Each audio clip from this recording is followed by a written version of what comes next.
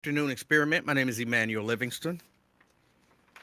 I'm a hang out with you for a little bit, and then of course I got a lot of stuff to do. Got a lot of stuff to do. This is a big week. Next week is a big week.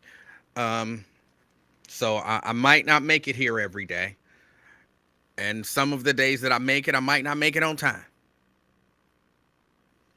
So I just ask for y'all patience and understanding. Patience and understanding. But come on in here, say hello to me if you don't mind.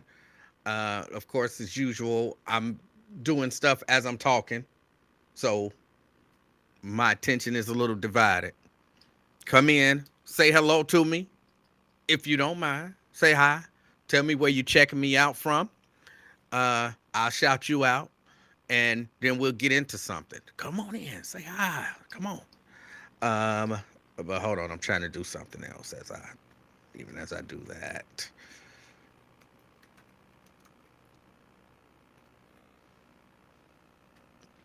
See if I can figure this out. Come on, come on, come on. No. Where is. No, no, no, no. There's a.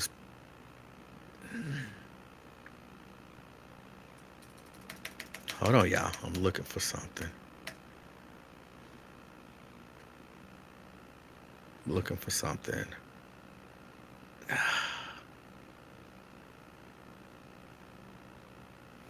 All right, let's get this started. I didn't find it, but I'll look for it as the show goes on. Robert Willis. Good afternoon, Robert. Thanks for checking in. We got Maria. Maria in the house. North College Hill checking us out. Thank you for checking us out, Maria. Uh, Robert says, you good. Keep on doing it. Hey, I appreciate that. I appreciate that. Terry. Good afternoon, Terry. Checking us out from downtown. Um, my OSHA says she's checking in from the bunker in A1, busy as ever with work. She may be working, but she ain't that busy. Trust me. Just take my word for it.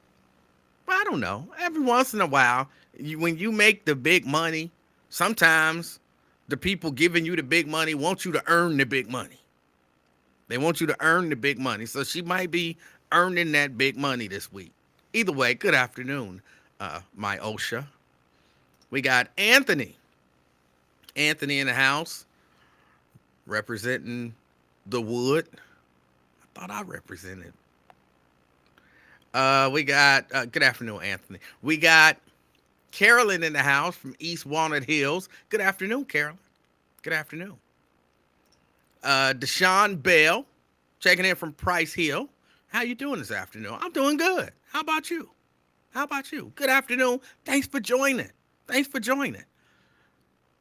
Tessie. Tessie in the house from Fairfield. Good afternoon, Tessie, and thanks for joining and supporting the show. I appreciate you. Dina. Dina, representing Walnut Hills. Walnut Hills in the house. All right.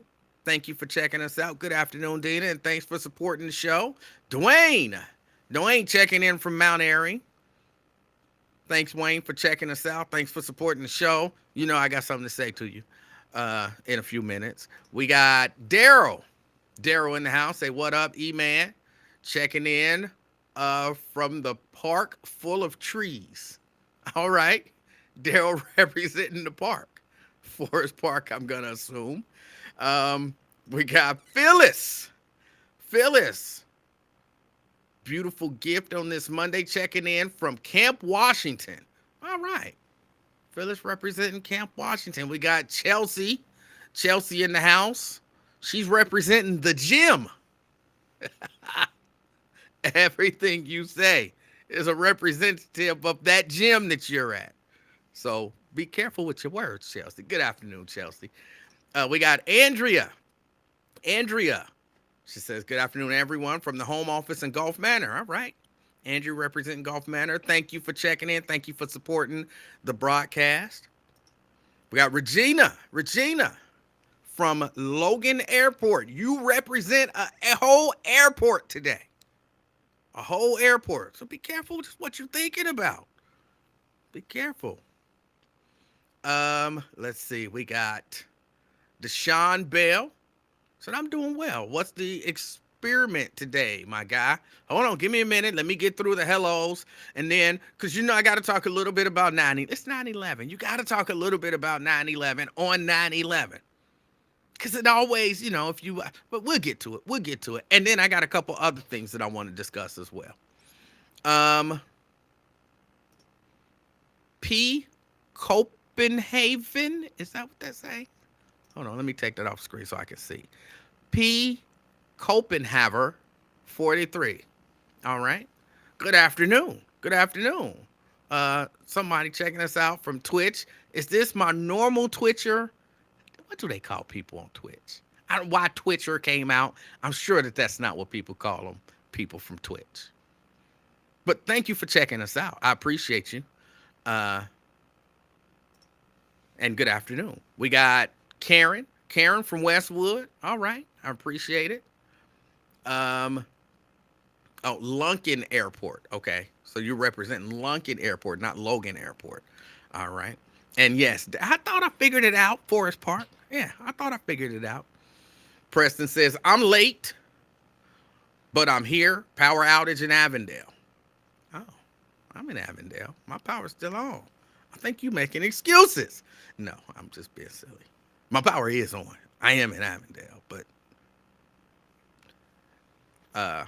on this street one night, the power was out on the other side of the street and our power was still on. Somehow it can work that way. Brian's good afternoon. At his jewelry lab in Springdale. So Brian is representing Springdale. Shahara representing Bond Hill. Good afternoon, Shahara.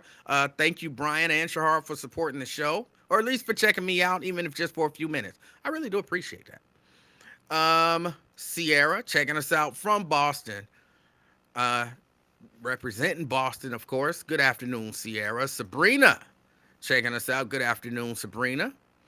Fame, good afternoon, Fame. So I'm just here to party and kick it like Escape. Okay, I'm gonna just leave it at that. All right. Good. Darren Edwards. You're also representing Madisonville. Can't beat that. Sierra, you didn't know the Twitch person commented. Oh, hold on, let me turn it down. Oh, all right. That's my mother-in-law. Can't beat that. With some, I don't know if that's good news or not, but it's my mother-in-law. Deborah, good afternoon. She says, hello, everyone. April in the house. She says, good afternoon from work near Avondale. We're just going to call it Avondale. Good afternoon, April. Monica in the house. Good afternoon, Monica. Checking us out from Hyde Park. Of course, we got Mary in White Oak checking us out. Why does that make me laugh every time? Because it's so stupid. It makes me laugh every time. And the level of, it never gets even a little less funny. Jim. I you just start calling somebody Jim. I'm sorry. It's funny to me every time. Daryl says, E-Man in a mansion next to rich-ass O'Shea in North Avondale. The power is on a special electrical grid. Okay. I'm not sure exactly. I mean, I know what you meant. I think the OSHA you meant something else over there. But I get what you're saying. No. The power is not out in Avondale. Just in your part of Avondale. The poor ass part of Avondale. No, I'm just playing. Oh, put the chat up. Okay. Thank you, Mary. I forget. Got Phyllis. I think I said Phyllis. We got Scott in the house. And we got Lonzo in the house checking in from work. You represent that whole company today on the afternoon experiment. All right. Oh, Rich Osha is short for Myosha. She is rich, not me. Goofy. It's funny. It's funny. I don't know why. Every time it's equally funny to me. All right. 9/11, or as I like to call it, 911. 9/11, today is what, the 22nd anniversary or whatever. Today is the day that we, kind of remember the horrible tragedy that happened on September 11th, 2001. Of course, like everybody else, uh, you know, I remember it vividly. I remember being frustrated because people was like literally screaming. They were literally screaming where I was at. And I'm like, that's not helping anything. You watching on TV, screaming don't help. But they were screaming. Like, oh my goodness. I was so frustrated. I think I got some issues. I try to think things through too much, even on the fly. When the buildings was coming down. See, actually where I was at, I was really the only one who saw the first building come down, on TV. Because the TV was right there next to me. And the first building came down. And I saw it and I told everybody the building just collapsed. And they was like, no, it didn't. I'm like, what the? How you don't tell me it didn't? But when they looked on TV, it was just that big dust cloud that was there. So, oh, the building's still there. I'm like, it's not there anymore. It collapsed. No, it didn't. Okay. And then everybody was watching the TV. And when the second one collapsed, that's when people start screaming. Like literally screaming. Ah! And I'm like, why are you screaming? Stop. That's not helping anything. If you gotta scream, go in the other room and scream. But it was terrible. I remember it was terrible. I remember it was unbelievable. And I remember I kind of stayed glued to the TV like all night. And I think I overdid it watching the video of the plane kind of barreling into the building. I think because I didn't see any of that live when it happened. I was on my way to work when all of that happened. So I was, in transit. And yeah. And then of course, we were broadcasting live on the air, and eventually we cut to, I believe, the ABC feed at that time. And so, we just kind of, a lot of people just gathered around the television. But I also remember, which some people don't remember, that was the primary here in Cincinnati. Charlie Lucan and Curtis Fuller running. I don't remember if there were other people running, but I remember a lot of black people here in Cincinnati and in Hamilton County basically saying, hey, this might be tragic. Some people were saying, oh, this is a conspiracy to keep us from voting for Curtis Fuller for mayor. And I was thinking, you really think that they ran 2 airplanes into buildings in New York to keep Curtis Fuller from winning the mayoral primary? That's a far stretch. That's a far stretch. I think this might not be that kind of conspiracy. But this primary is still important, so get out and vote. But I know a lot of people don't remember that, yeah, that was the day of a mayoral primary here in Cincinnati. Anybody else? Oh, hold on. I'm sorry. I see Fame calling in. Oh, I hope I don't miss this call. Now hold on. I made some changes here. Let me see if I can catch you, Fame. Here and here. Fame. Hey, how you doing, Emanuel? Hey, I'm doing good, Fame. How are you? I'm outstanding. Hi, everybody. It's Fame Rothstein. The show was 72 over the weekend. You'd have made a lot of money. Listen, but, you won't be hated. But anyway, I remember 9/11 vividly. I remember exactly where I was. Come to find out, it was up in your area, your own personal area, from what we had learned. Maybe not at that time, but just working, hearing your own work. Oh. I had just walked out of the United Dairy Farmers on Millis and Pleasant Road, right there at the corner of Fairfield. As you start in, the Fairfield area. Mm-hmm. And it was 10:12. I got in my car. I was driving the best car I ever made, 88 Honda Accord. Oh, what happened?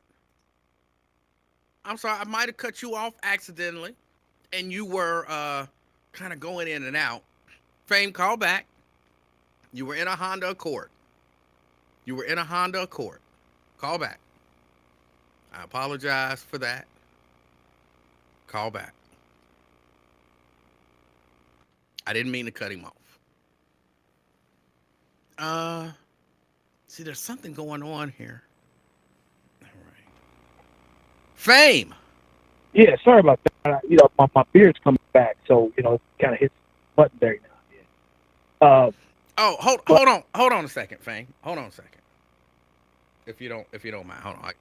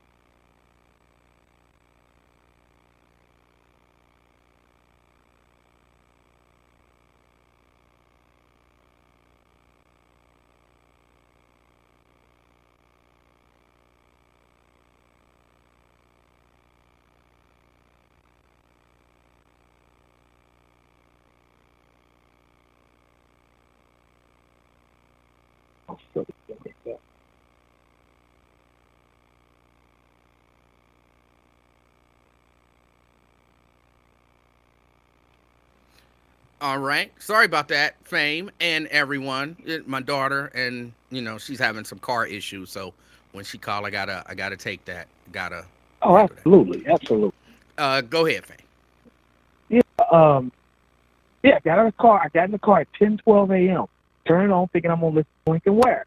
I drive back home, and there's a national news feed. I'm like, what the hell is this? And it won't go back to Buzz, regular program. Lincoln. I'm like, okay. I get in the house, and every channel is 9/11. Seeing the plane strike the building, the second one, and just everything about it. You know what I'm saying? The chaos and everything. And I just remember thinking, wow, this is kind of scary. Cincinnati, I wasn't necessarily that. I had to eventually have to look it up at a job I was working. And Cincinnati was considered one of the most bombable targets in the United States and whatnot. At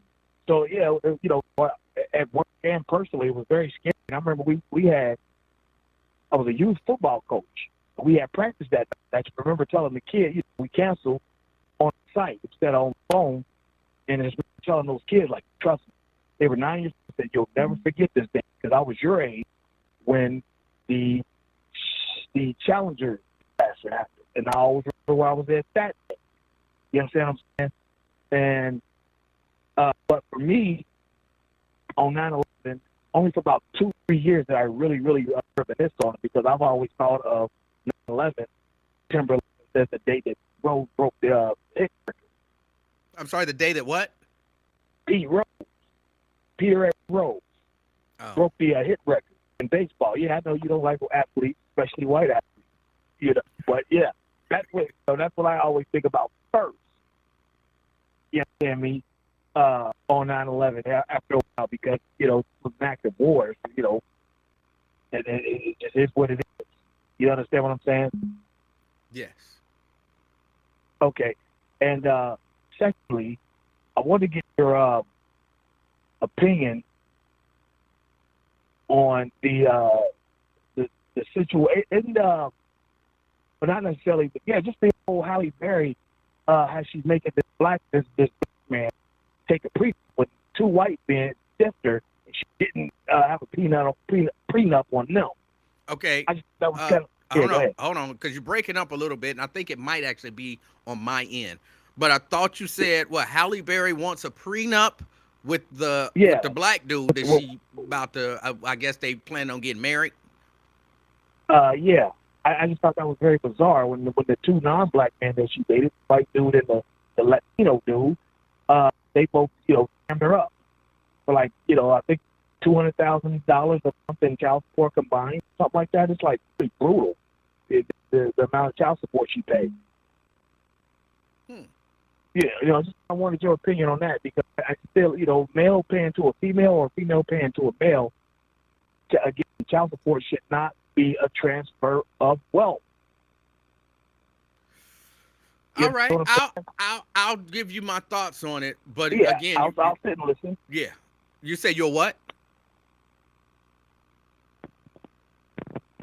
Hello? Oh, okay. I guess he hung up. Sorry, he was breaking up, and I'm not sure if that's on his part or if that's on my part.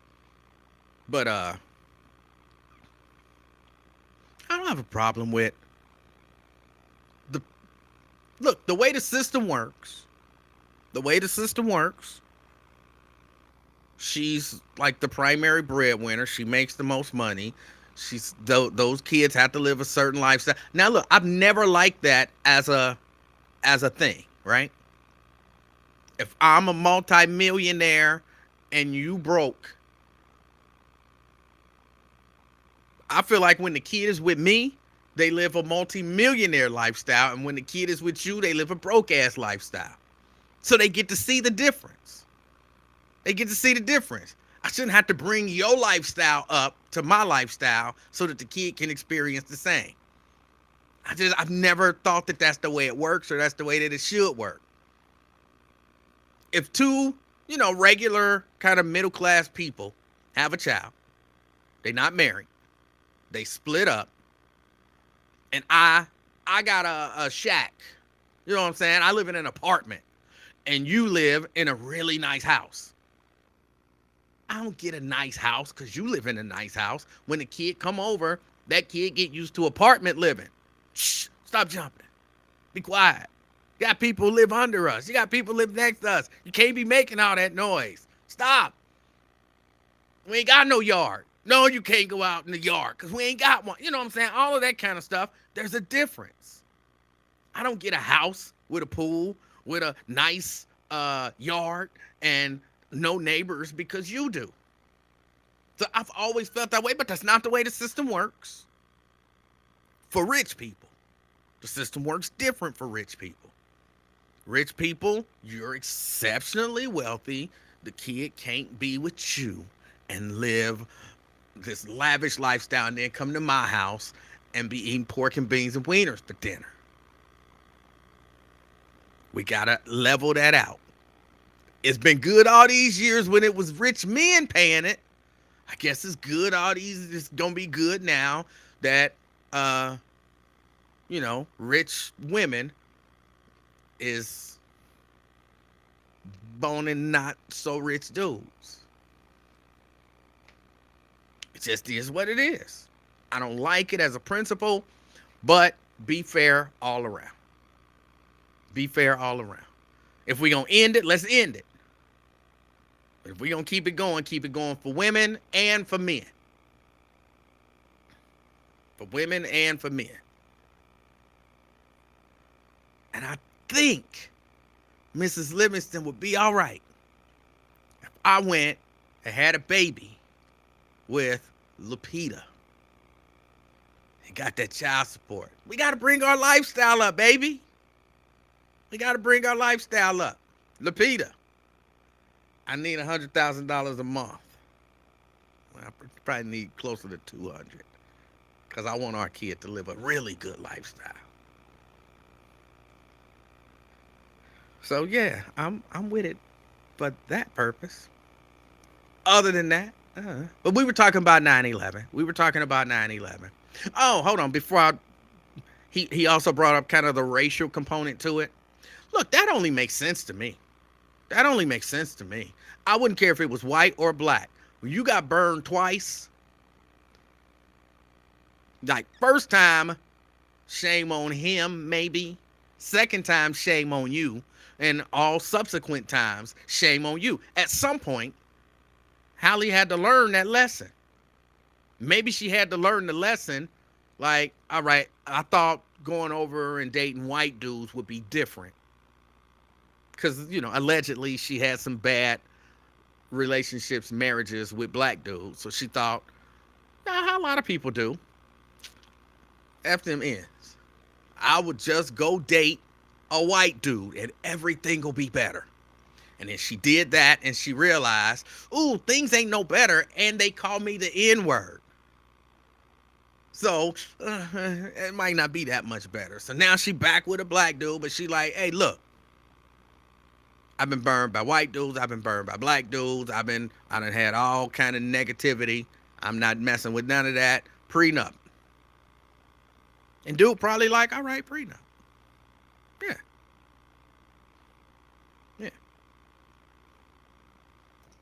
Yeah. Raven Monday. We got a celebrity in the house. Raven Monday. The Raven Monday. Are you still the favorite millennial? I haven't heard you say that in a long time. I haven't heard you say your favorite millennial in a long time. But Raven Monday said, however, she said some other stuff. She said, however, I do think the funds should only go to expenses directly related to the child. It should be issued on something similar to an EBT card where you're limited in what you can use it for. Oh, stop it. Stop it. How many times have we heard men say that same thing?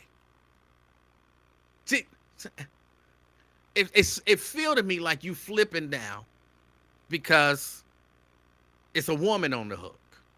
It feel like you flipping because it's a woman on the hook. How many men said, hey, how I know she ain't using my money to get her hair and her nails done?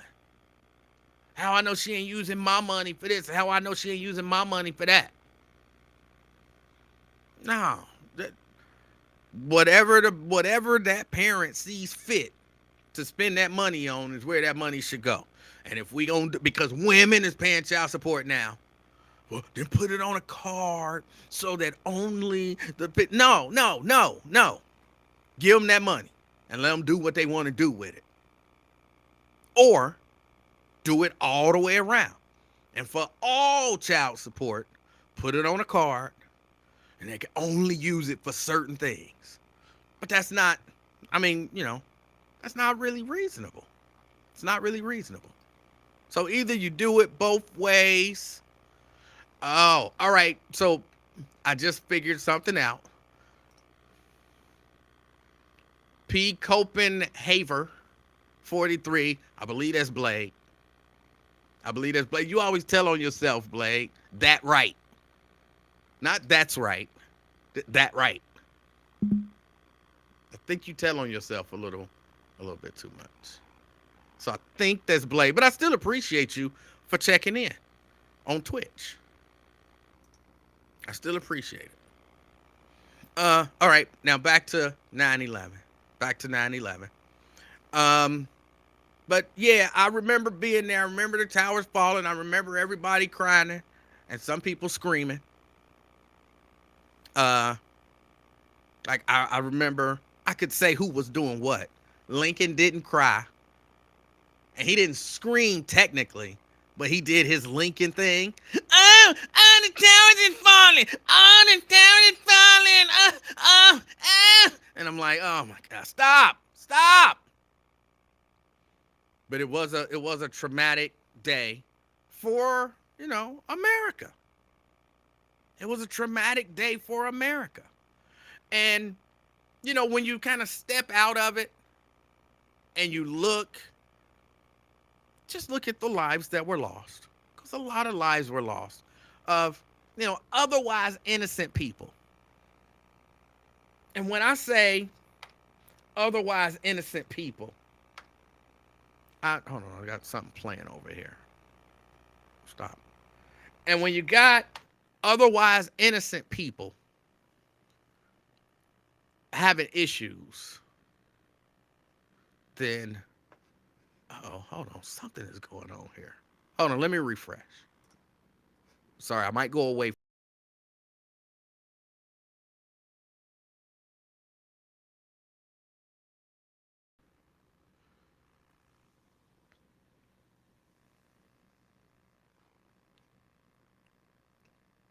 All right. Y'all tell me if I'm back.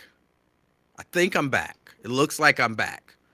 Somebody tell me if y'all can see me, if y'all can hear me, if everything is okay.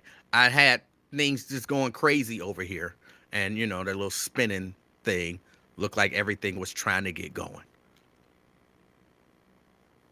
So if somebody can, just type a message, let me know if I'm back.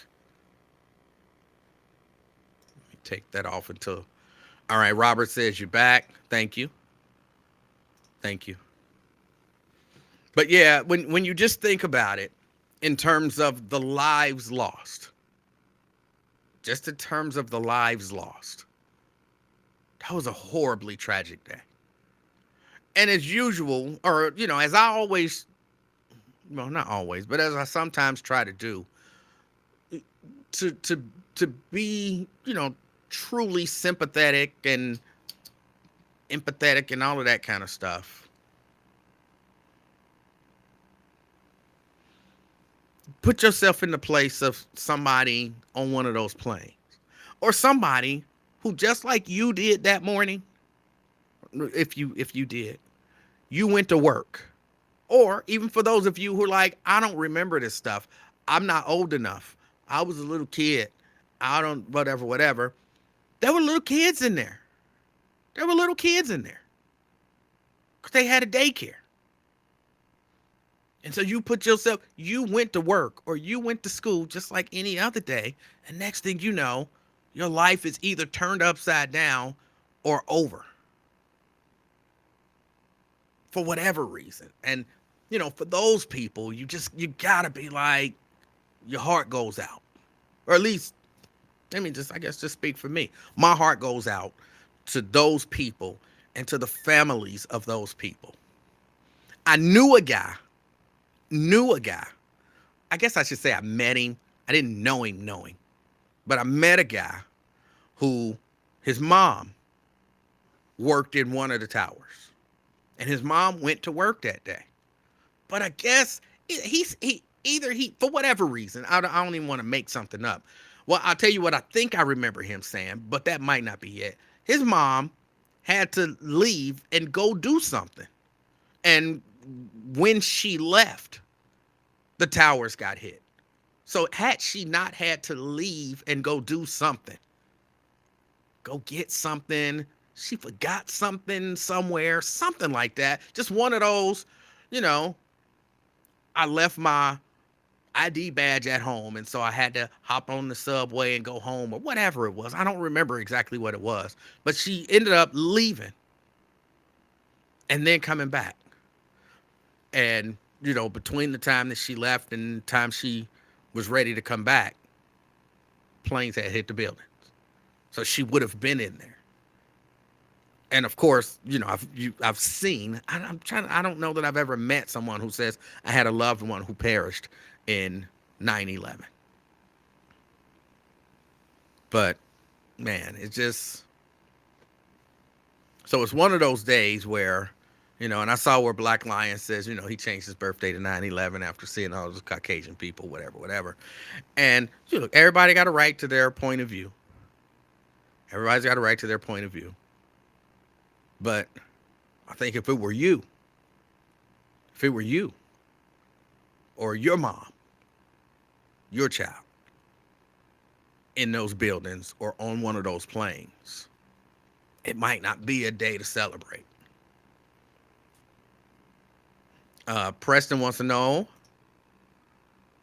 are we talking about who was responsible or just the fact that innocent lives were lost? Well, at that moment, I was just talking about the fact that innocent lives were lost. Who's responsible? I'll be honest with you. I don't know who was responsible. I don't believe the official story. That I'll tell you. I do not now, and I probably never will believe the official story. I don't know who it was, so I can't say, oh, it's an inside job. I don't know. But even if I believe the official story, and it's one of the things I heard Wyatt saying earlier, and I was kind of thinking the same thing. Like, why would somebody want to do that to you? Why would somebody want to do that to the United States of America? And if you're one of these people who run around thinking the United States of America is innocent and holy and great and wonderful and outreach and they're so, come on, y'all know the people here in the United States, and you don't have to know the details, but we all know, for whatever reason, I'm not saying good, bad, whatever, for whatever reason, we all know that the United States government is not just some bastion of good. We all know that. So I'm not here to say that the United States deserved it. I wouldn't say that. I definitely wouldn't say that those people deserved it. But I don't know. I don't know who did it. But no matter which story I believe, it was an inside job or it was Osama bin Laden and Al Qaeda, as George W. Bush used to say, Al Qaeda.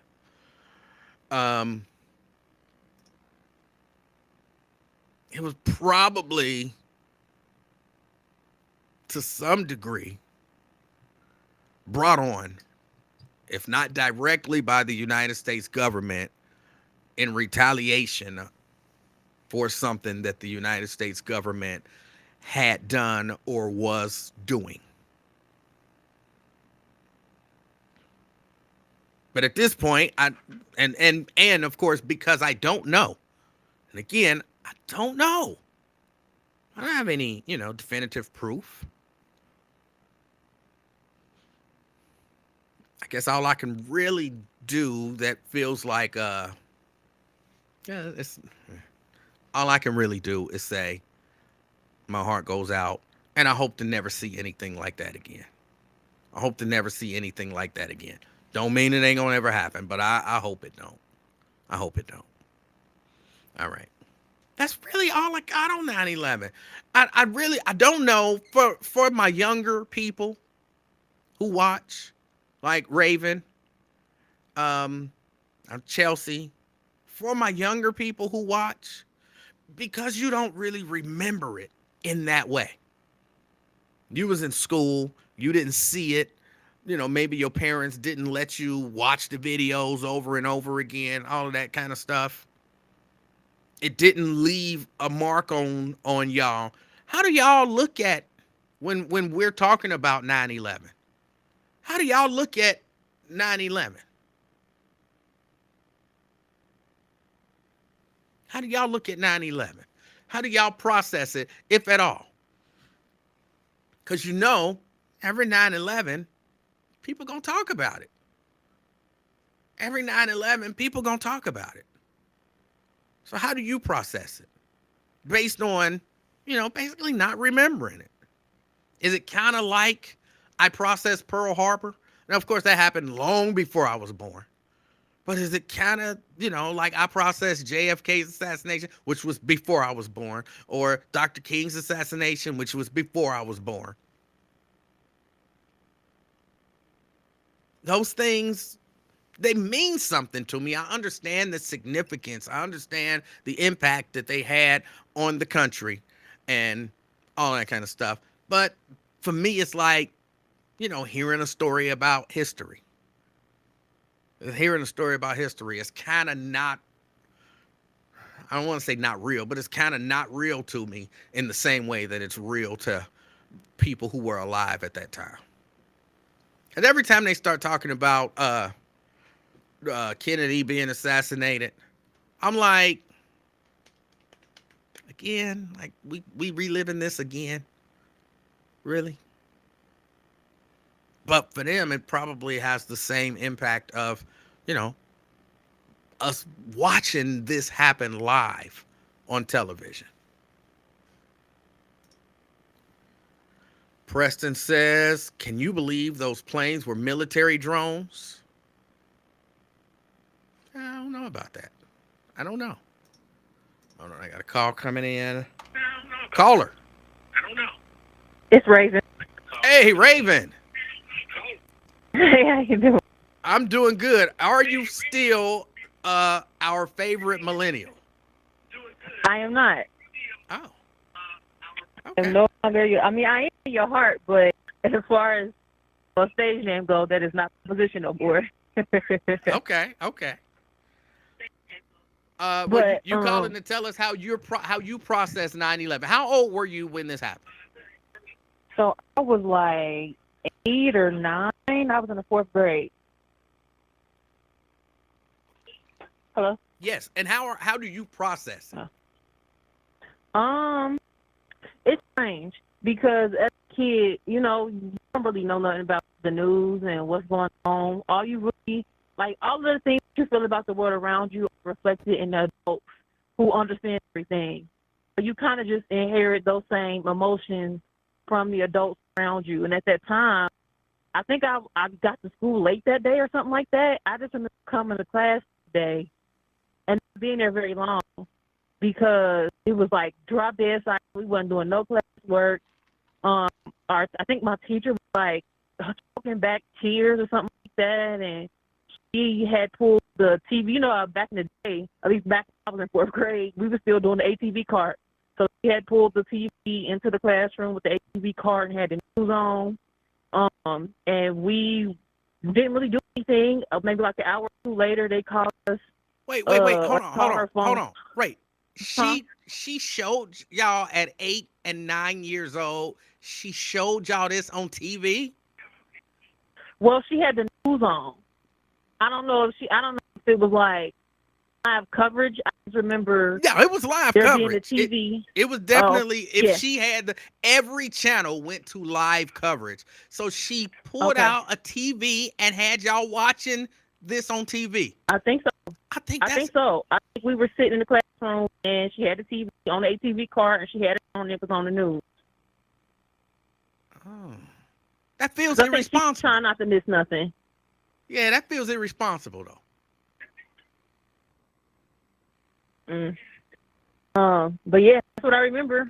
She was like choking back tears. And then maybe like an hour or two later, they called her phone from the office and told her that they would be dismissing us early today. And I think my uncle came and got me and picked me up. And I still didn't know what had happened until we got back to school, maybe like a day or two later. And they requested that everybody wear a shirt like with an American flag on it to school, just to kind of like commemorate. They kid explained it where you give a brief description of an event, but you don't go into detail. Right. And they said, well, because of this, we want you all to wear, T-shirts that represent America. And at that time, most everybody had an Old Navy shirt with the American flag on it because we just worn it for 4th of July. So that's what everybody did. But I didn't really like pick up anything. I just saw the adults around me very concerned. That's when I saw most of the adults I knew and loved more openly talk about politics and stuff like that. And that's what I remember. I remember the time in my childhood where I had, like, the first time I had ever seen adults be genuinely scared, be open about it in front of me. Mm. Mm. Yeah. And I remember the scramble where they were trying to figure out, like, is New York the last stand, or is this happen all over the big cities in the country? Like, is they gonna do something in Los Angeles? Is something gonna happen in Chicago? Like, I remember that very vividly. Interesting. Yeah, I think that whole piece was handled wrong. Cause I mean, thinking about it, I would have never, like, I didn't, when I got home and the kids were at home, and of course they had, got sent home from school, all that good stuff. But when I got home, I didn't have the kids watching that on TV. I didn't have the kids watching that on TV. I tried to create a situation for the kids that was as normal as possible. Mm-hmm. But I would not have had kids watching that. That feels irresponsible to me. And then the whole wear an American flag shirt. Yeah, I ain't never been down with forcing. I'll say this much. My elementary school at the time, it was a very much so, I think previous generations that had been mostly white. It was a neighborhood school in a very white part of town. And it just so happened that over the last maybe 10 or so years, black kids have started migrating into that school. So, like, the culture itself was very much so in whiteness, and it kind of got some flavor once black kids started going there. It became kind of a 50-50 mix of white and black kids. But for the most part, all of our staff was white, older people.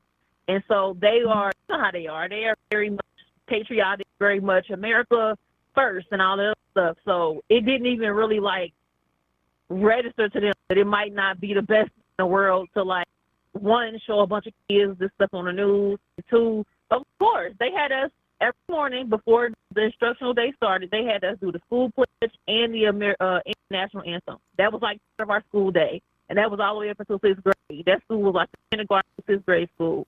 We did it every single day. I couldn't get the national anthem wrong if I wanted to, because we said it every single day. It was that kind of a school. Well, I mean, I wouldn't have done it that way. They did it that way. It apparently did not scar you as much as I would think that it would, because, you know, you don't even really remember. Because I was in fourth grade. I didn't even fully comprehend what I was looking at. It didn't register until I got a little bit older. And then I understood, like, oh, it wasn't just that one day.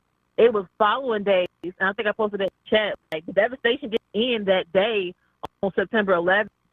For me, it kind of got deep when I realized it was firefighters who had, you know, their whole lives had gotten upended or they got killed the following days, and rescue of people and trying to put people out of the rubble and stuff like that, and getting real sick and not having enough support.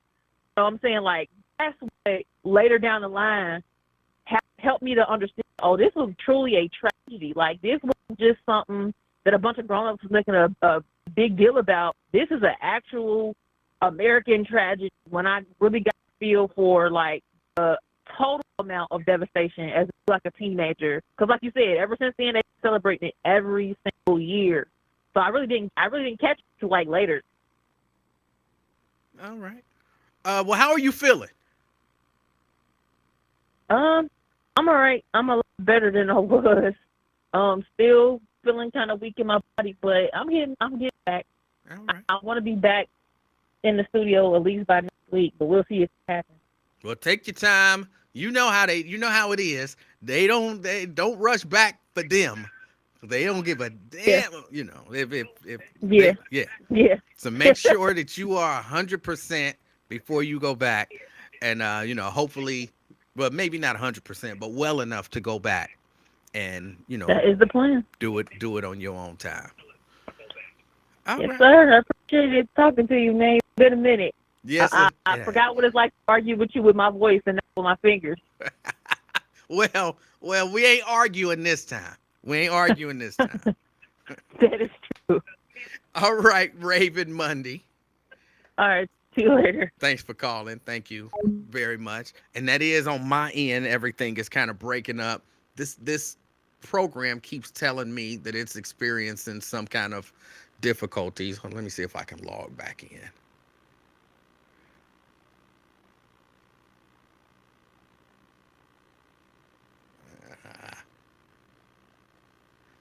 Let's see. We go here.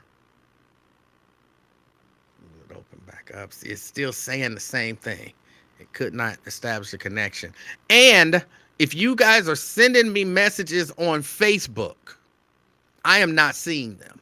It looks like I am only connected on YouTube. I'm streaming on Facebook, but looks like the chat is only connected to YouTube and maybe Twitch. YouTube and maybe Twitch. Somebody on Facebook send me a message, just so that I can see if I can get your messages. Preston says, brainwashed all those young men into believing that they were fighting for their freedom and defending the country against foreign aggression. All right, I see Twitch is okay. Thank you. Anybody on Facebook? I'm not seeing a single Facebook message. So it looks like and Blade. Thank you, Blade. Oh, well, Blade, you are hilarious. You entertain the heck out of me. Just so you know, you entertain the heck out of me. Um, but yeah, it looks like I'm good over there. Oh, let me see if I go to Facebook. Yeah, I see. I just went to Facebook. I see that you guys are sending me stuff, but I'm not actually getting it. I'm not actually getting it over here on Twitch. So here's what I'll do. I'll put Facebook over here. Hold on, let me see how can I do this. If I can put Facebook over. No, stop it. So if I can put Facebook here. D says I'm on Facebook.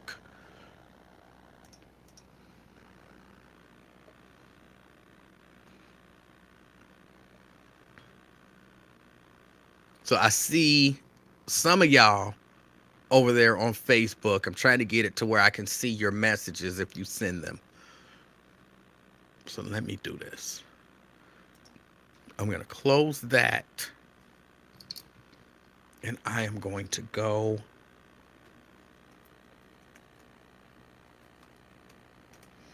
over here because I want to be able to see all of the messages.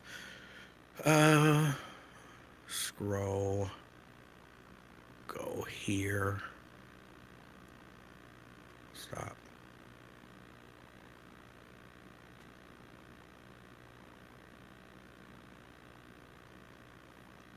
All right. So we go there. And we go there.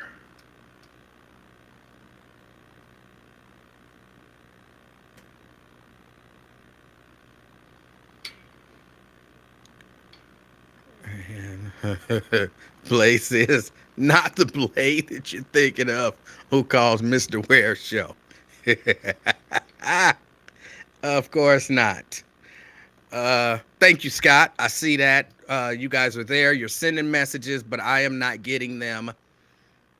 But that's okay. That's okay. We're going to keep it going. Y'all can see the messages that y'all sending and that people are sending, back and forth over there, which is fine, which is absolutely fine. But yeah, I would not have exposed 8-year-olds, 9-year-olds to that. And that is definitely indoctrination. Definitely indoctrination. Or indoctrination. Whichever. That's trying to brainwash them kids. I wouldn't have done that. I don't like that. But hey, it's a little different.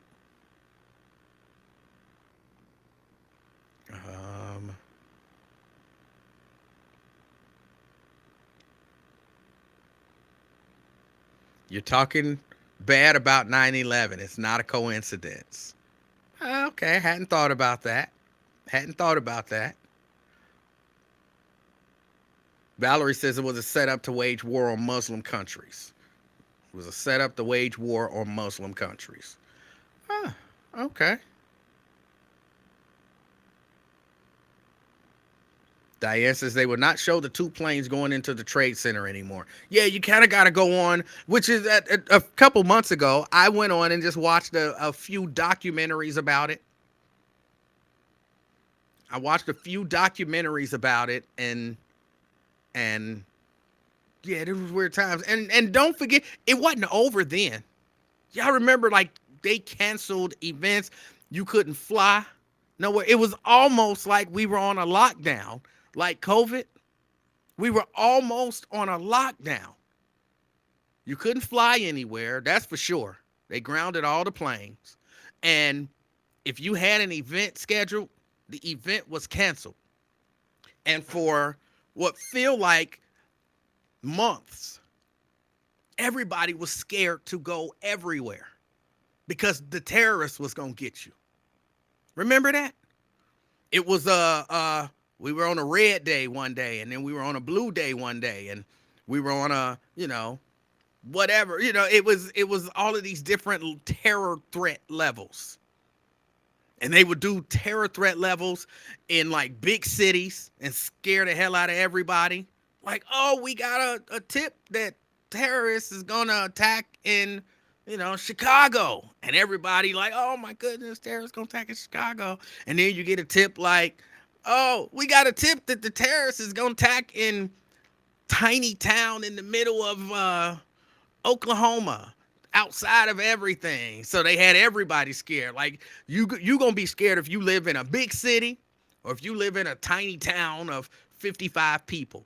There were like terror alerts all over the place, and everybody was afraid to do anything for I want to say well over a year, but that might be stretching it. But I know for months, everybody was afraid to do anything. Hold on, no, it's gonna be a big crowd. Oh, don't go nowhere where it's gonna be a big crowd. The terrorists is coming. The terrorists gonna get us. Terrorists gonna get us.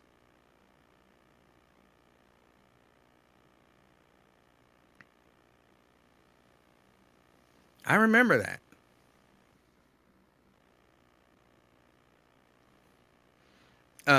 Daryl says no one could fly except the Bin Laden family, who was here in America at the time of the attack. The Bush administration helped them get out of America secretly. Yes, yes. Preston says using fear to control and fuel that war, or should I say invasion. And Jason says they won't show. Oh, I already read that. No, that was somebody else. They won't show a plane hitting a building, but will show a lynching or graphic Holocaust videos.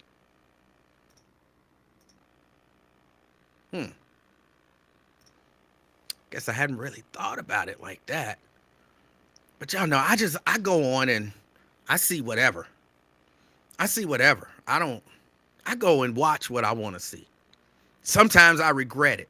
Y'all remember, for a while, they were exposing us to what they called like terrorist activities. I remember somehow, and I don't really remember how, and this was years after 9/11, somehow having access to a video of a beheading. Y'all know how terrorists do those videos where they all dressed in black and they got somebody in a yellow jumpsuit, hands bound behind their back, and they do a little statement, and then they pull out a knife and they behead the person. I was exposed to one of those videos. And I don't know if I want to watch no beheading. I don't know if I want to watch no beheading. But I had access to watch like the full, unedited, uncensored beheading. And I actually watched it. And I'll be honest, I wasn't good for about 2-3 weeks after watching that video.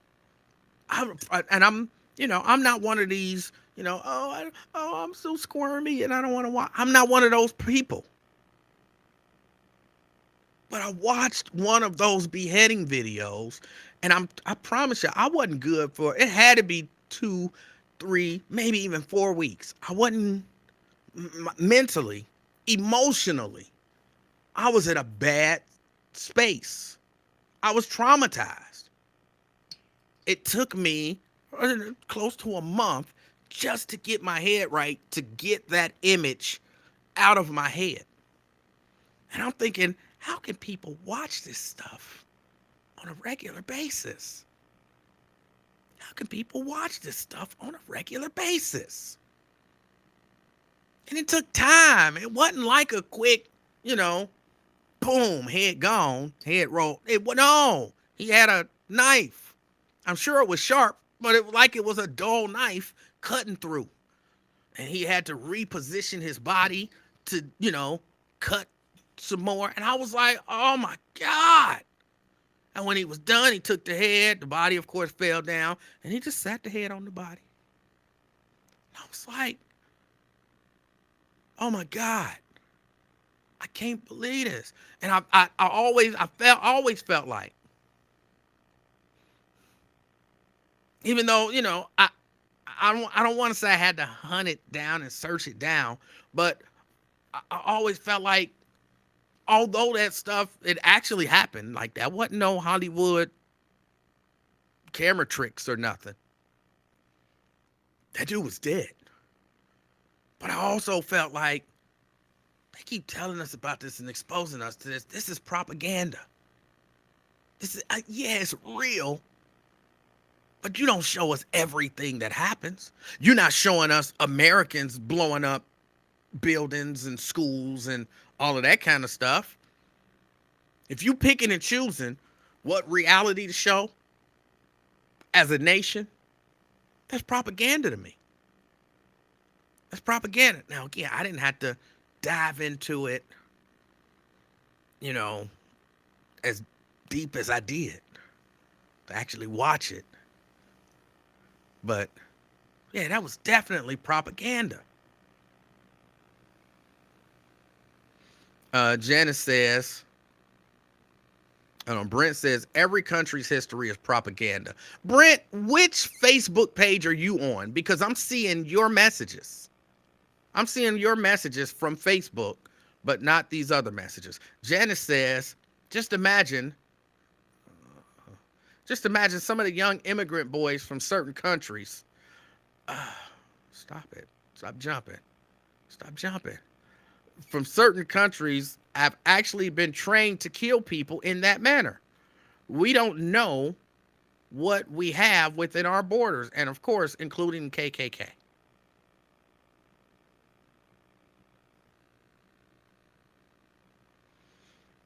Brent says every country's history is propaganda. And Ron says that means the whole media is propaganda. Well, I'm not sure, but I would say the whole media is maybe. If you have an agenda to paint one side of a thing one way and another side, Sierra, I see you from the Afternoon Experiment page. So I'm seeing messages from the Afternoon Experiment Facebook page. I'm not seeing messages from my personal Facebook page. All right. So thank you. That clears that up.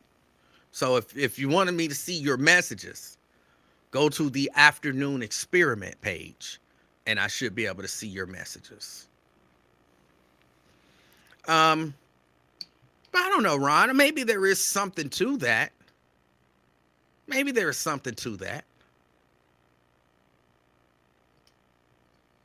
A lot of stuff that we see is definitely probably because a lot of media nowadays, well, I think it's probably always been that way.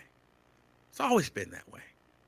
I mean, we say, oh, we don't have state-run media, but it might not be state-run, but it's definitely going to be favorable to this country if it kind of emanates from this country. Even back in the day when what's the Walter Cronkite and all of them dudes was doing the news, that was propaganda.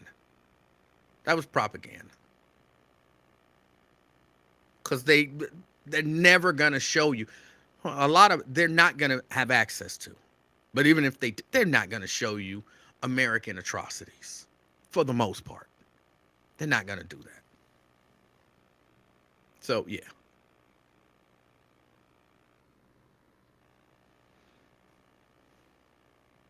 Daryl says it took Obama's administration to go after bin Laden.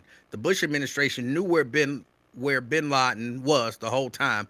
Putting us in a war with Iraq was just a smokescreen. Plus, the Bushes wanted Hussein dead because of a deal that went bad. All right. And Jack says, hello, everyone.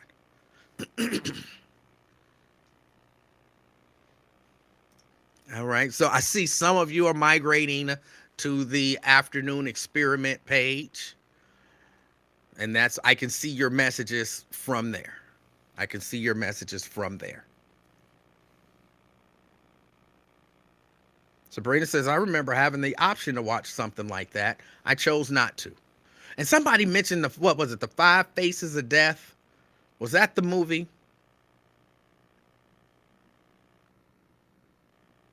The Five Faces of Death. I watched that movie. I watched that movie. You watch somebody, actually get electrocuted in the electric chair. I watched that. That didn't have the same effect on me as watching that beheading. It didn't. But I remember all of that stuff. I remember, and everybody was so gung-ho for war. Everybody was, of course, not everybody, but a lot of people were very pro-war. Of course, at the time, I lived in Hamilton at the time. When 9/11 happened, I lived in Hamilton. I was coaching at Hamilton Little Blue. And when I tell you those, just the faces of death, not the five faces of death. I'm confusing the faces of death with the five deadly venoms. It's just the faces of death. But I remember I lived in Hamilton at the time, coaching at Hamilton Little Blue. And man, a lot of them dudes was like, they were so pro-war. And I remember when they announced that, we were going to war and that they were bombing Iraq.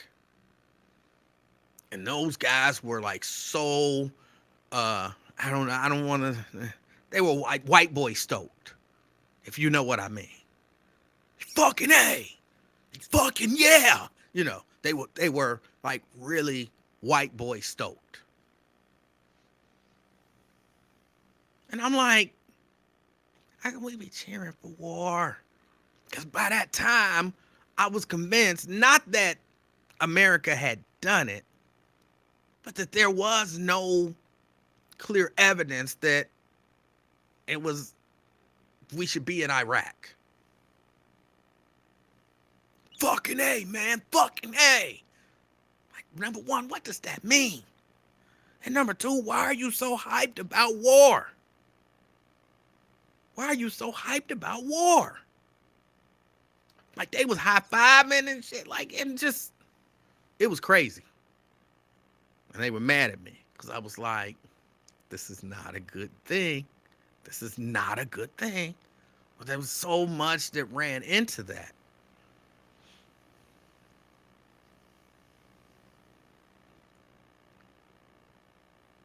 But I don't know. I guess it's one of them things. You might be able to get one over on me.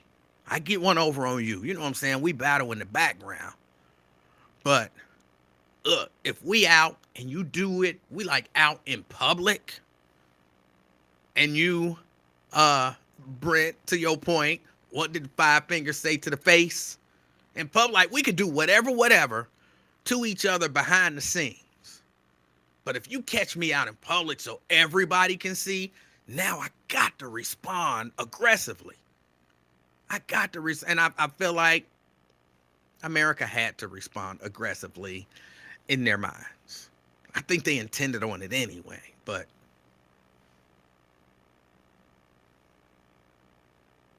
nah, I think, yeah.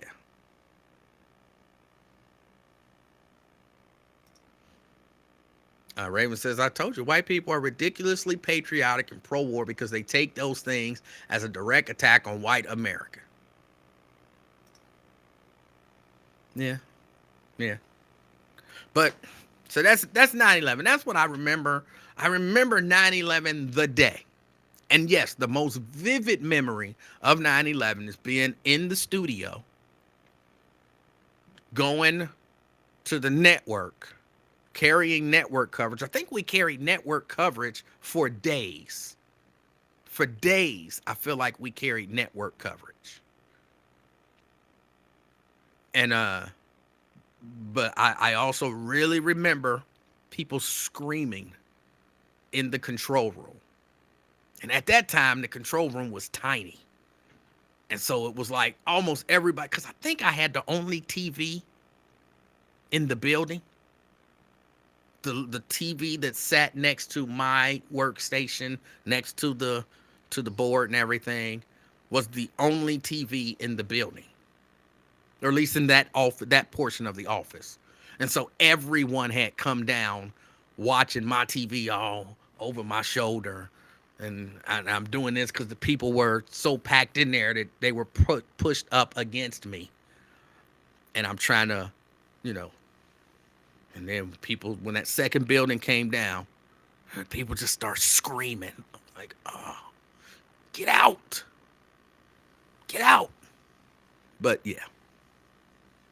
Yeah. I remember that.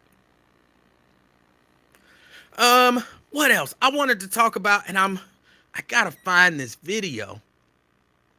Did y'all see the video? Hold on, before I go to that. Congratulations to Coco Gauff, who won the US Open. In a match, I didn't know if she was gonna pull it off. I hoped that she would pull it off, but I wasn't sure. And so I was switching between the game and the tennis match, college football. I was switching between, I don't remember which game it was. I think I was watching Alabama, Texas, and Cincinnati and Pitt.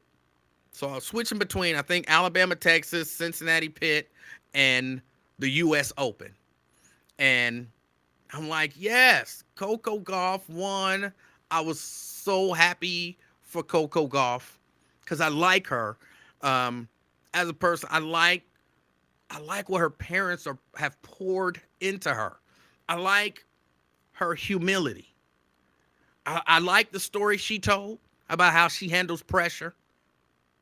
She said, basically, you know, pressure get to me, whatever. She said, my grandmother told me, and, you know, look, these people out there ain't got nothing to eat.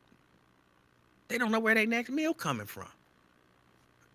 And that's what you dealing with. And she said, some people are dealing with real life. I'm very blessed. And so basically that's how she deal with pressure. And I was like, yes, I like that. So I like what her parents are pouring into her. And I was very happy to see her win. So congratulations to Coco Gauff for winning the U.S. Open, being the first teenager, the first American teenager to win the U.S. Open since Serena Williams did it. Congratulations. I was a little, you know, excited. I mean, it is sports, so it's not the world. But it's still, you know, people, especially here in America, I mean, I'm sure other places in the world, but here in America, for some reason, for a lot of y'all, sports mean like everything. It means everything. And so for her to accomplish that, hopefully sent a message to a lot of other people, to a lot of, in particular, young black people and young black females specifically, that you can accomplish a whole lot if you put your mind into it. And, you know, you have to have a particular set of skills.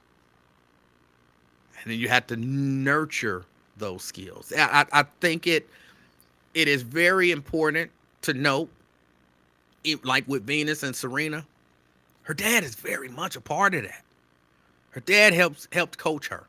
Her dad saw those skills and nurtured them and became her first coach. And like she says now, he's not her coach, but he still sends her scouting reports and all of that kind of stuff. He's very much a part of that. Dads, it's very important that you are a part of your children's lives. And just do the best you can. Be there. Be there for them. Show them love and attention. Be interested in what they're interested in. Pay attention to what they're interested in and nourish that. It might not pan out in that way. They might be interested in that for a minute and then be interested in something else. Then nourish that. You never know what they're gonna latch on to. I always think, man, we would have a whole lot of great athletes in a lot of these non-traditional black sports if we had access to a lot of them.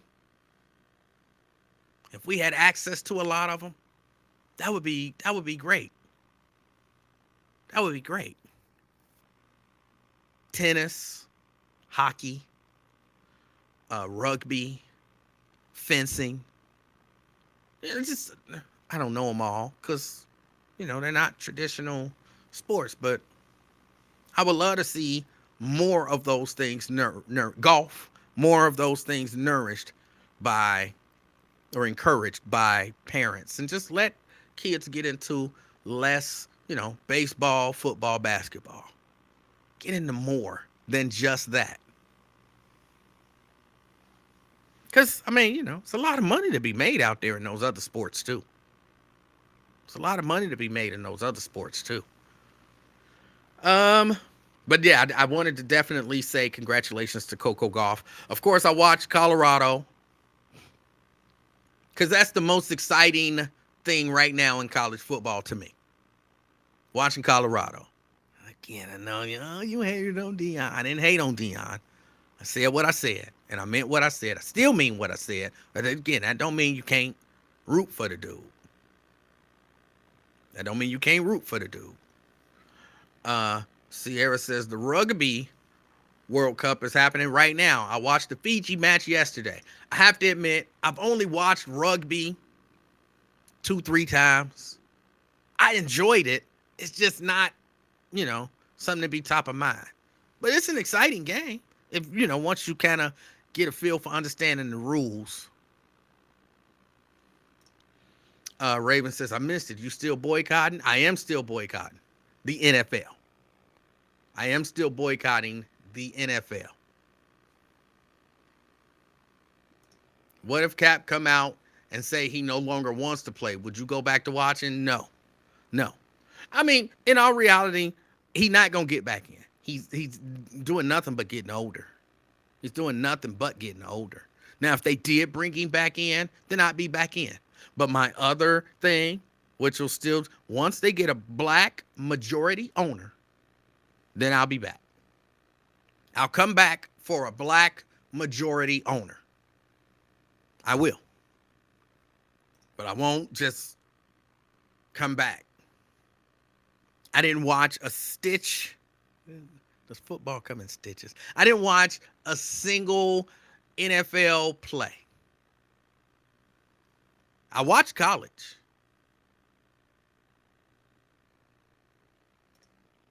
Raven says, for any team, yes. A black majority owner in the NFL.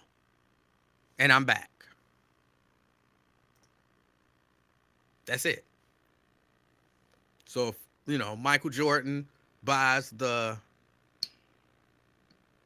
Panthers, Carolina Panthers, I'm back. I'm in. If he becomes the majority owner. Not just one of the minority owners. The majority owner. Ron, did Magic Johnson just purchase a team with majority black owners? No, he didn't.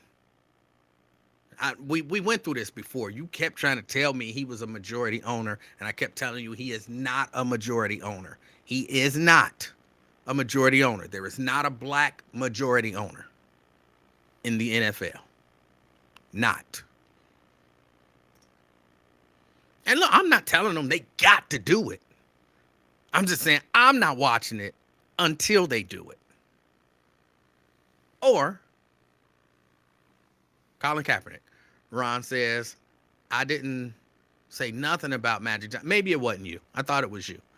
I'm sorry. Well, let me apologize, Ron. I got into a debate with someone who reminded me of you, who kept saying that Magic Johnson was a majority owner. He was a majority owner. And it went on and on and on and on. and they never admitted how wrong they were. So I apologize if that was not you. Preston says, hopefully, Shedeur Sanders, not sure if it's spelled right, keeps playing well.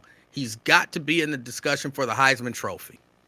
Look, here is what I would love to see. Here's what I would love to see. Colorado go undefeated. Win the national title. Shedeur Sanders wins the Heisman.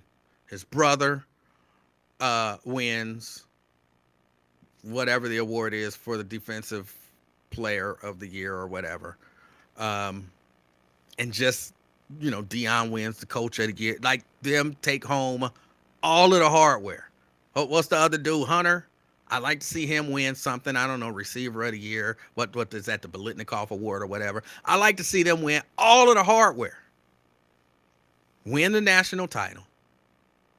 And then do it again next year. And then do it again the year after that.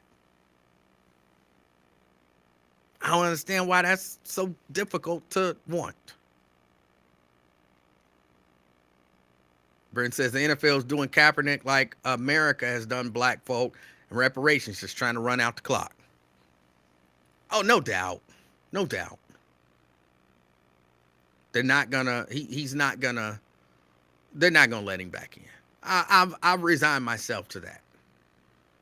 Which is why I know the only other thing is a majority black owner. A majority black owner. But yeah, I watched Colorado win.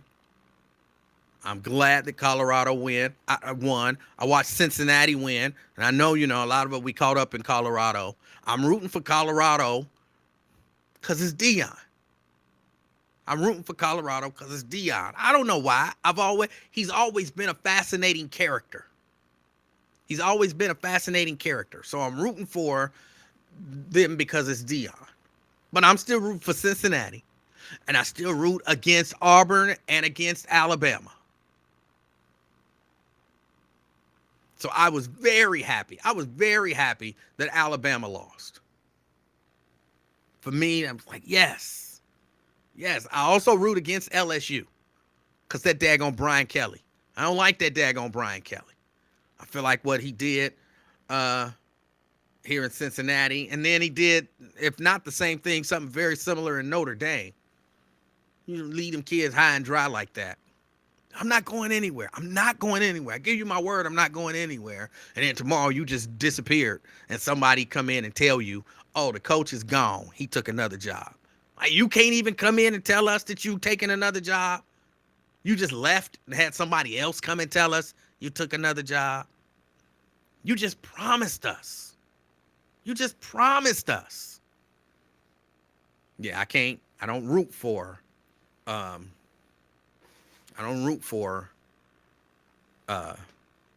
Kelly team. I didn't root for him at Notre Dame. I root against, because there are certain teams that I root against. I don't have to know who you playing. I want you to lose. Like I said, Alabama and Auburn, LSU. Those are, or any team that Brian Kelly is coaching. And now, I had to, because he's not at Notre Dame no more. So now I have to kind of transition my change. Like, okay, it's okay to want Notre Dame to win now because it's, the brother is the coach, and that it's okay. It's okay.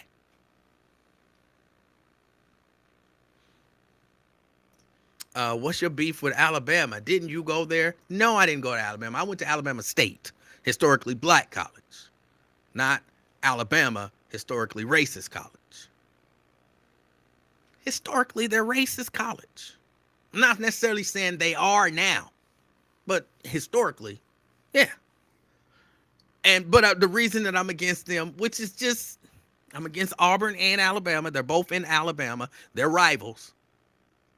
Because I don't like fans that are too over the top about their team. I don't like fans that are too over the top about their team. And when I run into it, it makes me, question that team. And because I lived down there for a few years, it really made me hate both of those teams. And I got an Auburn hat. I only got that Auburn hat because Aunt Hattie gave me that hat. She know I hated both teams, but she gave me that hat. She said, I'm going to buy you this hat. And I want you to wear, she was an Auburn fan, and I want you to wear this hat. I was like, Aunt Hattie, like neither one of them teams. She was like, I don't care. I'm going to buy you this hat, and I want you to wear this hat. And she said, I don't care if you just wear it when you go outside and do yard work. So you know what I wear when I go outside and do yard work? I wear that Auburn hat because I promised her that I would. So that's the only reason I got the Auburn hat.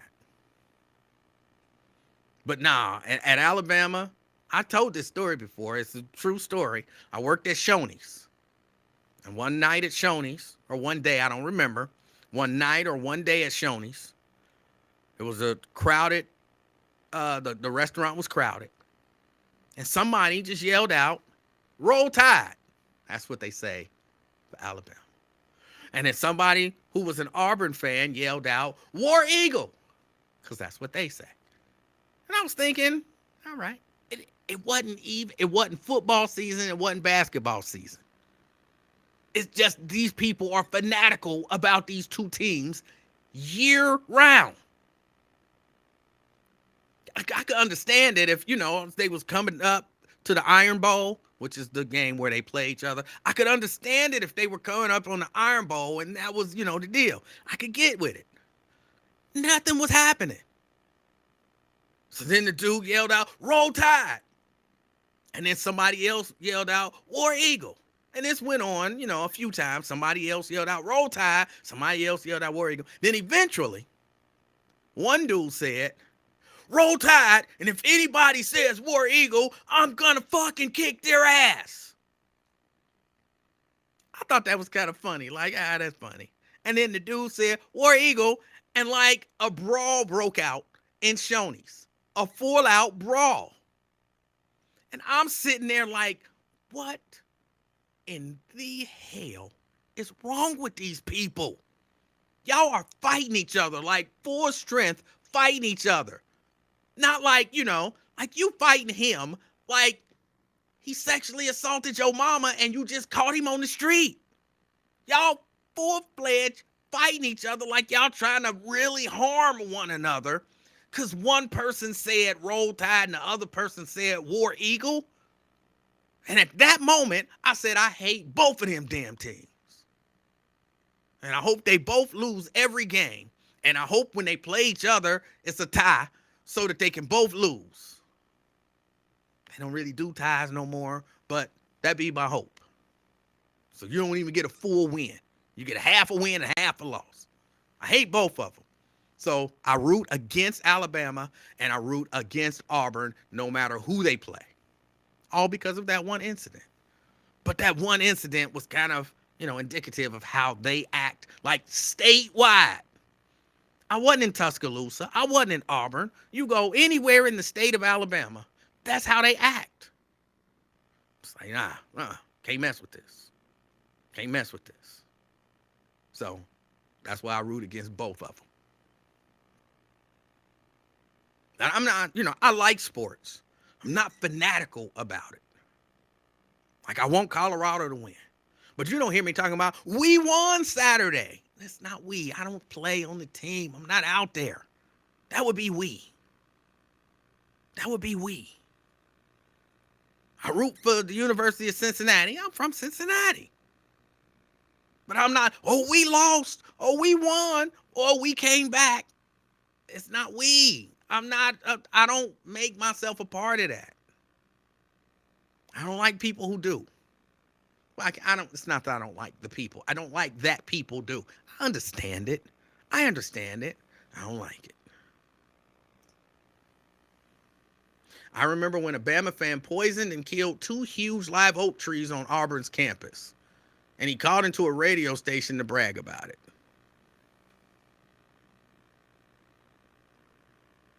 Janice says, if you want to see a bunch of drunk white folks, let's go to a boxing match. We used to go years ago. Don't go anymore. Walter says, when I lived in Cincinnati, I noticed a lot of people are bandwagoners.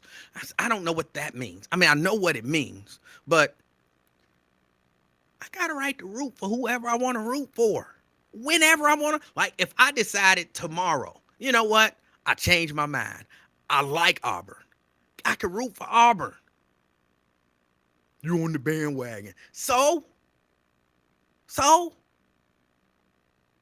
it's sports. It's sports. You can jump on the bandwagon, jump off the bandwagon, jump on it again. You can just support the team when they doing good and not support them when they doing bad, because that makes sense to me. Who wants to root for the losers all the time? That makes sense to me. I don't understand people who get mad at people who don't throw their loyalty behind people that they don't know when they're not doing well.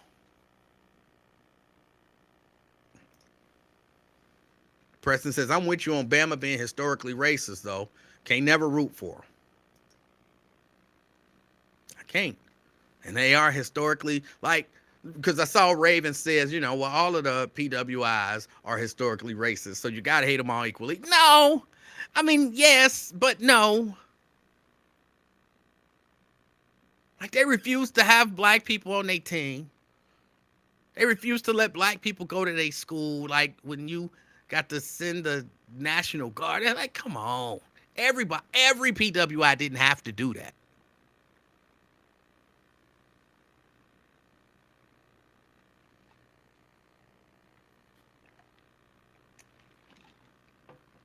They didn't all have to do that. Right, Mary. Just like UK, historically racist. I refuse to root for them. Me too.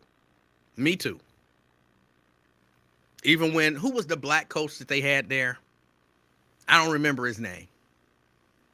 But I remember looking at him like, I don't like you, dude. Like, it wasn't really his fault. I mean, he got a gig, you know what I'm saying, making money. I think he won a national title in basketball. But y'all still playing in Rupp Arena. He was racist. He didn't want them ends on his team. I don't know why. Maybe it's wrong, Mary, that we think like that, but I think like that. I can't root for that team because of that story that I heard about the racist who was the coach who didn't want them ends on his team. I can't root for them, but all the players is black now, and the coach is black. I don't care. His name's still on the arena. You know what I'm saying? His name is Adolph Rupp. Adolph. I can't root for Adolph. I can't root for you playing in Adolph's building for Adolph. Can't do it. So yeah, stuff like that affects me. It affects who I root for and who I don't root for.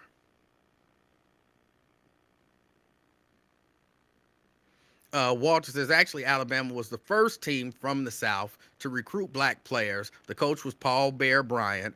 And when they got beat by USC in the bowl game, he said, I think we need to get some of those meaning black guys. That's racist, bro. I guarantee he didn't say, we need to get some of those darker skinned athletes. We need to get some of them ends on our team so, you know, we can do it. Come on. He's racist. Trust me, I lived in Alabama and a family that either roots for Auburn or Alabama. I'm aware of all of that stuff. That dude was racist. And they still celebrate his racist A. So yeah, no, I just can't root for him. But again, that's not necessarily the reason why I can't root for him. That feeds it a little bit. But that's not necessarily the reason why. It's because of that Shoney's incident. It's that Shoney's incident. Yeah, that's Bull Connor State. Yes. And who was the governor who eventually says he changed his life around? I can't think. Why can't I think of his name? Some of these racists, their names I don't really remember. Governor, why can't I think of his name?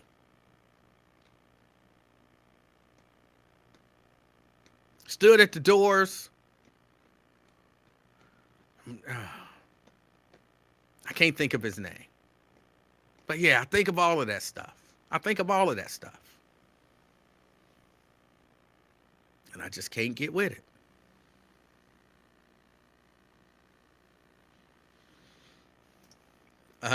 Do you know which PWIs are historically racist? All of them. Now, Bull Connor was what was he, the chief or the sheriff in Montgomery? George Wallace. Thank you. Thank you. That's who I was thinking about. George Wallace. Yeah. Everybody telling me Wallace. Yes. That's all good. I couldn't think of his name either, so. But yeah, I can't root for them. But yeah, I enjoy. Now I can't tell y'all nothing about the NFL. Of course, I listened to the radio, so I know that the Bengals lost. I don't know what the score was. I don't care. And I heard that Dallas won, and I think Pittsburgh lost. That's the only, and I only heard all of that listening to the Lincoln Ware show. Other than that, I know nothing. I know nothing. And I didn't miss it. I didn't miss it. Let's see. My time is almost up. I do want to let y'all, I wanted to talk about, though, that there was a high school coach in Florida who suspended himself for going off on a student. And he didn't just go off on the student. And so I was looking for the video. I was looking for the video of this high school coach in Florida. I believe he was a high school coach in Florida who suspended himself, which is BS to me. I'm going to suspend myself for undetermined amount of time. Yeah. Like he was telling the dude, like he was trying to fight that dude. Oh, I wish I could find the video. I wish I could find the video. And I guarantee there's some people out there like, oh, that was just good coaching. Because people who coach football, a lot of times got issues. They got issues. Not always. But a lot of times they got issues. But yeah, he went off on his student, basically, trying to fight the dude. Told him, basically told him, he was up in his face and he told him, do something. Do something. And get up. Get up. Say something. I'll beat your ass. I'll beat your ass. I'll F you up. Oh, you want to be gangsters? You want to be gangsters till it's time to do gangster shit. I wish you would get up. I knock your ass. He lit into him. And, one of the players was recording. So he come out later and he suspended himself for an indefinite amount of time. He's going to, get some counseling on how he can be a better coach and a better person. Because, he holds his players to a certain standard. So he has to hold himself to that same standard. Why can't I find this video? I had this video.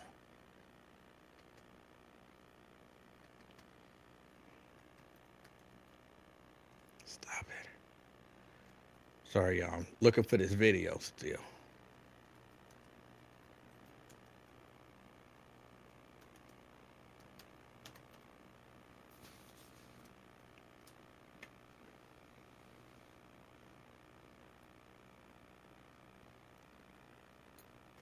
Hold on, is this? Are they gonna show? See, but if I go to it there, then they're gonna bleep it. I don't want it bleeped. I want the full video. Cause he going off on old boy. Let's see if this will show me. Let's go here.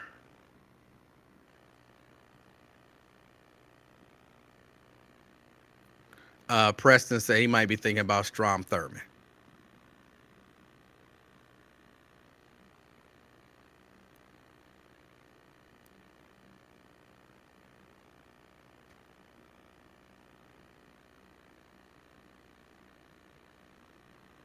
Oh man, all this stuff ain't. I'm sorry, I can't uh pull the video. But yeah, he should be fired. He should be fired. The idea that you get to just do that and then say, I'm sorry, I suspend myself. I'm gonna look one more place, see if I can find this video.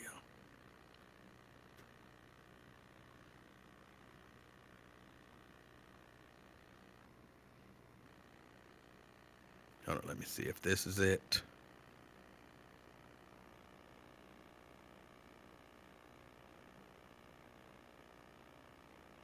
Why y'all keep telling me the video there, and then when I go there, the video ain't there?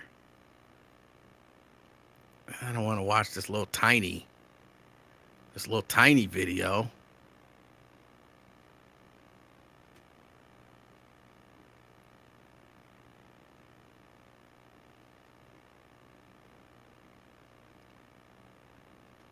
Okay, it says watch the video here. I am there, and I don't see the video. Okay, wait a minute. Maybe this is it. Hold on, let me see if this is it.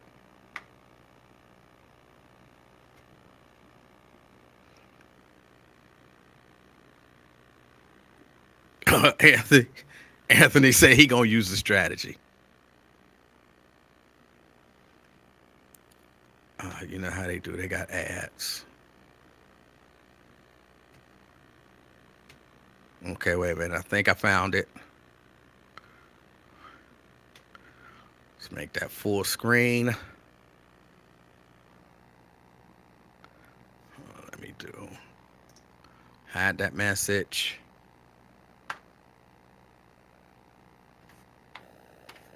Put on the audio. Do something! Get the fuck up and do something! I'll blow your motherfucking lights on fucking shambles! You got me fucked up! Shut the door, bro. Pussy ass bitch! Real motherfucking talk. You wanna be a gangster? Let's do some gangster shit. Let's go, get up! Let's go! I wanna blow your shit out so motherfucking bad, you pussy bitch! You a pussy bitch! You a pussy bitch! I never told no one. You a pussy bitch, you my bitch! I never told no one. Go call your mom and tell her that! Come on, get up! Coach, no. Get the fuck up, I'll rock your ass to sleep. You got me fucked up. Coach, I never told no one. You didn't say that?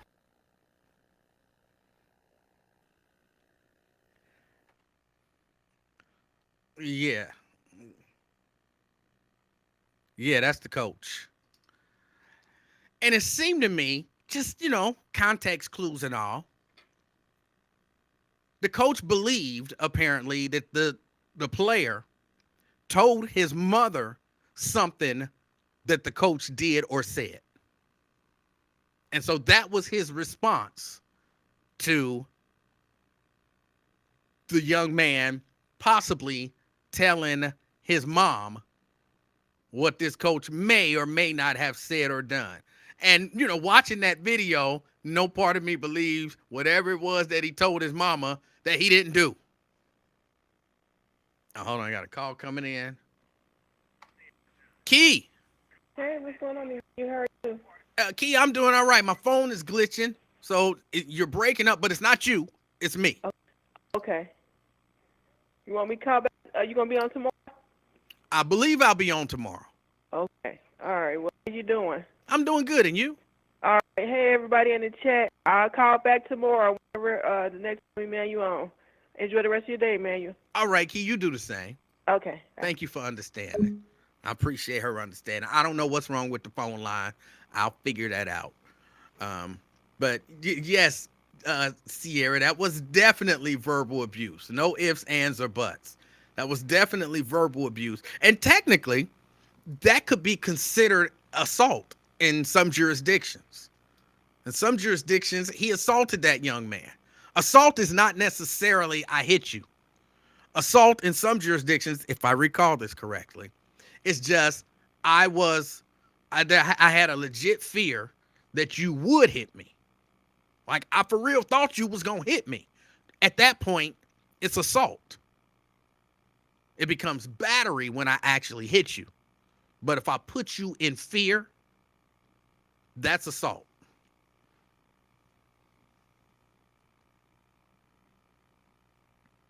But yeah, and so what he did was he suspended himself. Where are you allowed to do that?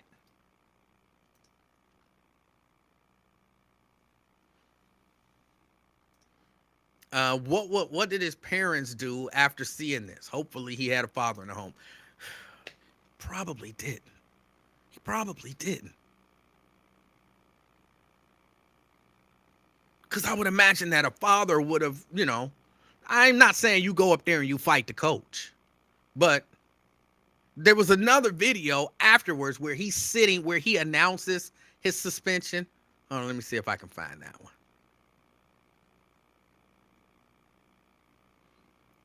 The video where the coach actually announces his suspension, he's sitting next to the kid.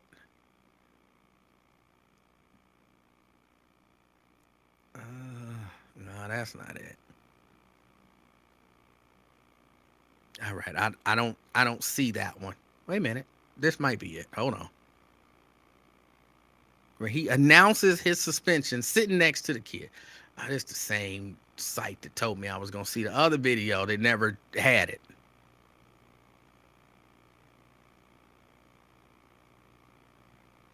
But yeah, he's sitting next to the kid as he announces his suspension. And the kid is like, basically everything is all right. Hold on, let's see if this is it.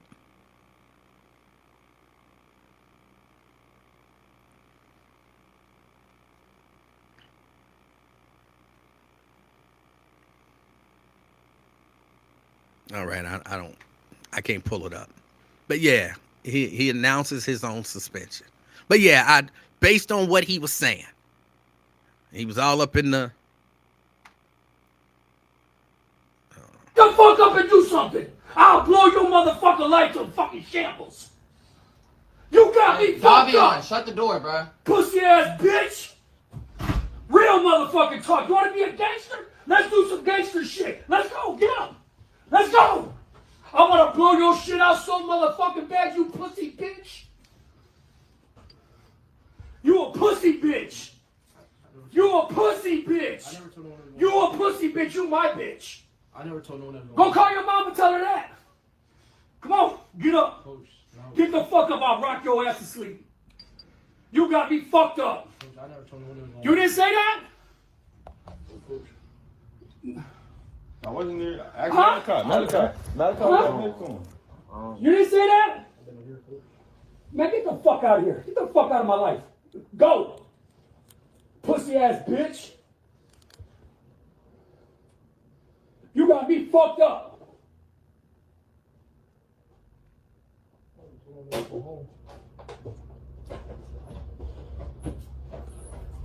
Cause it's that old 552. I don't know how. You want to be a gangster until it's time to do gangster shit. I like this shit. I'm cut like that. I'm cut like that. Yeah, I'm trying to. Oh, I don't know what it might be. You want to put words in my mouth? Then go out there and confront them. What?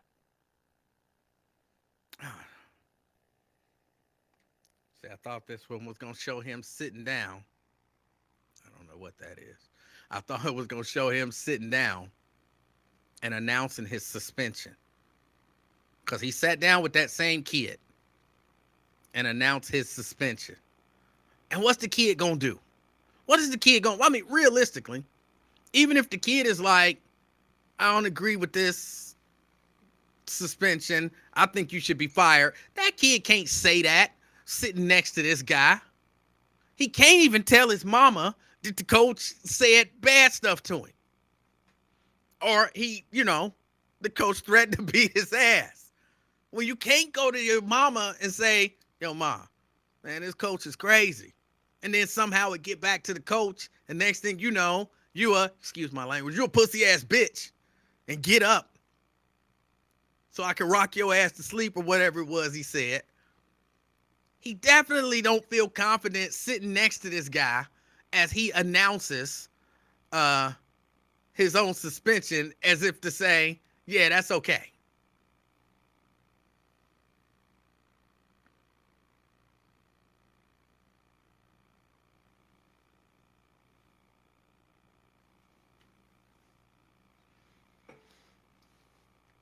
But I bet some people was looking at that like, that's some good coaching.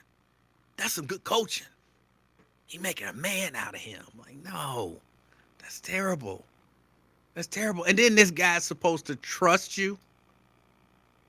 He's supposed to trust you. Trust that you have his best interests at heart. Ain't nowhere in the world.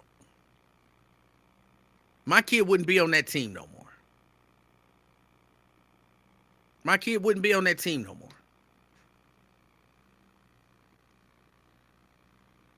Brent says, I'm glad his teammates recorded the incident. Yeah, yeah.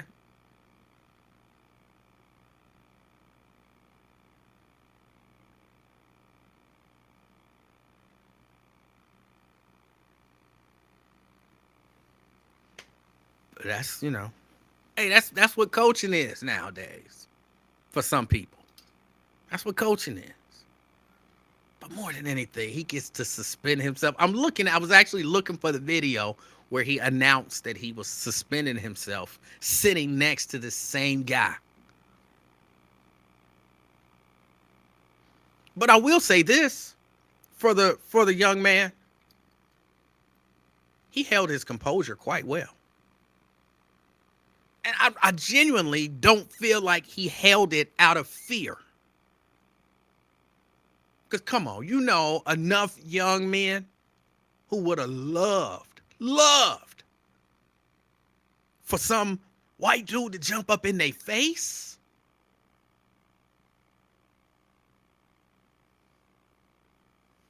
So I love that he held his composure. I hope that he, if he's confronted by a young African-American male, that he holds his composure the same way and understands that violence is not how to solve anything. Kendra says he was scared. I think he was scared to maybe lose his spot on the football team or something like that. I don't necessarily know that he was scared of that coach. His reaction didn't say fear in that way to me. If you understand what I'm saying. It's not like, coach, please don't hit me. Coach, please don't hit me. It wasn't one of those. It was like, coach, I didn't say that. Coach, that's not what I said. Coach, that's not what I said. Basically stop, coach. But it wasn't a fear in that way. So maybe a fear of, being kicked off the team. A fear in that way. Maybe a fear of not being able to feel protected. Because again, if you went to your mom's and you told your moms that the coach was out of order about something, and this is the response, he more than likely one of his friends or one of the teammates recorded this and released it. He probably wouldn't have said anything, and he definitely wouldn't have went back and told his moms.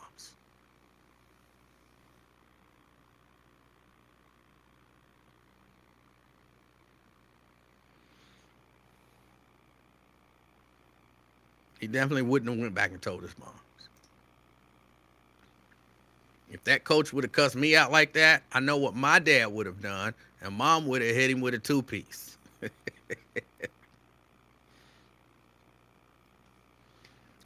Chelsea says, even though I'm pretty good at not letting the situation escalate to this point. I just, I felt like he held his composure. And so I'd give that young man credit. I get a young man, that young African-American male athlete, credit for holding his composure. Yeah, I agree.